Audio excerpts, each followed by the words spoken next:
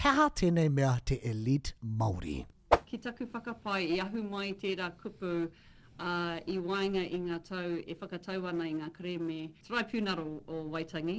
Kia hau nei, ko tērā kupu he kupu e ahu mai ana I ngā kupu whakawhiu, I ngā kupu whakaiti, e ngai Pākehā e o tātou whānau e whakatairanga ana I ngā kaupapa o tātou iwi I runga I auatu āhuatanga. Kei te kia elite, he kupu Pākehā tērā, ka tū aku pihi. I te mea, I karangatia te hunga kura kaupapa Māori, he hunga elite nei, ana I pāma mai ahau I tērā kōrero. Ngeri kiau nei me mai mua e tātou tēnei mea te elite Māori.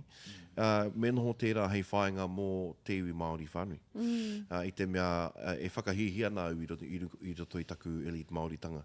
I te mea koira tā oku mātua I manako ai. Titi o ngā rārangi kei roto titi o ngā urapi ko te ino, kia noho hei great Māori, kaua hei pō Pākehā. Pai hoki tērā ki au. Koira te whāinga. What a great kōrero this has been. For more, go to Arataua YouTube podcast. It's all there. Doits!